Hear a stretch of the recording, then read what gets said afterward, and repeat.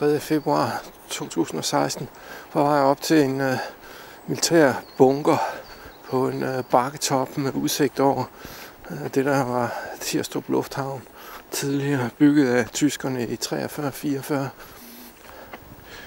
og som var en NATO-base indtil 1998, hvor det hele blev aflyst efter Berlinmurens fald. Som dreng boede jeg i nærheden, og der var et bunkeranlæg som dreng, det vil sige midt i 60'erne. Og det bunkeranlæg, det ligger og stadigvæk, inklusive en masse græs.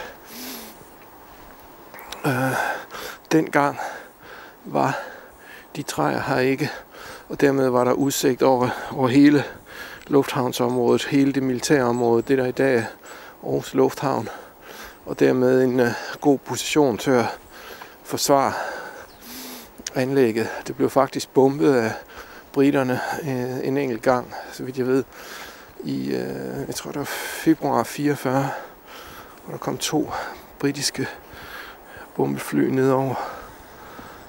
Der er sgu langt ned.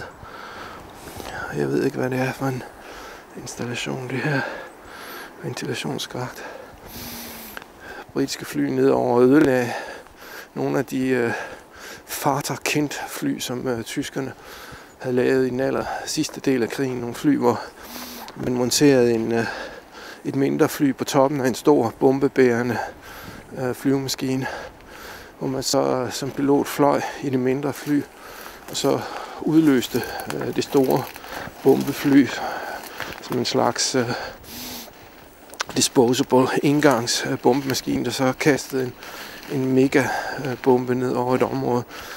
Så vidt jeg ved, blev de her Vater-zone fly aldrig taget i anvendelse, men de stod klar her på Tirstrup Lufthavn i slutningen af krigen, og blev for et par stykkers vedkommende ramt af de britiske bomber.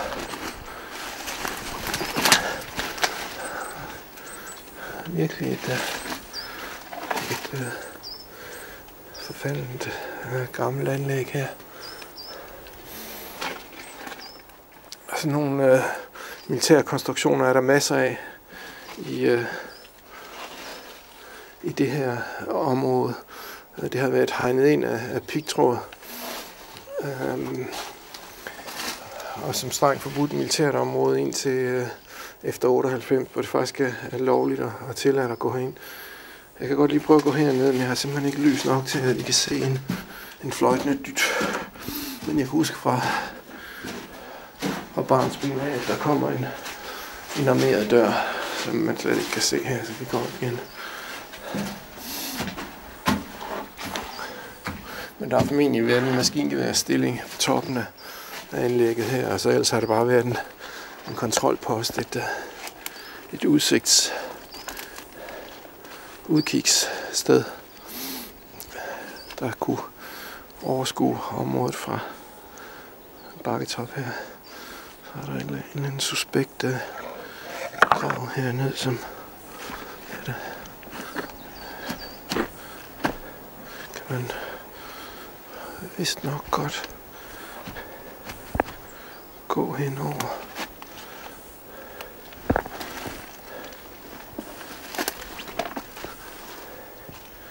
Et gitter for en luge, som er fjernet. Der kan man sandsynligvis muligvis komme ind i selve anlægget, men jeg har ikke lys nok til at kunne filme derinde. Men hvis man er interesseret i gamle forladte bygninger, konstruktioner, militære konstruktioner, jamen så er det her sådan set et oplagt udflugtsmål ved Aarhus Lufthavn på Djursland. Tidligere flyvestation Tirstrup og tidligere NATO-base. Der er masser af sjove og mystiske anlæg i området her, som man kan lave ekspeditioner ud til. En god idé er at kigge på Google Earth, hvor man kan se mange af anlæggene fra luften. Sådan lidt som det her, det er nogle meget svært at få øje på. Jeg kiggede, inden jeg tog herud for at se, om jeg kunne se det, der var det så meget kamufleret af græs og træer, men man ikke kunne få øje på det. Men mange af bygningerne og installationerne er klart synlige, så et research check med Google Earth hybrid-indstilling, hvor man får fotografier, luftfotos med. Det er en god idé. Slut fra denne bunkers i nærheden af byen, landsbyen Krarup, ved det der i dag hedder Aarhus Lufthavn.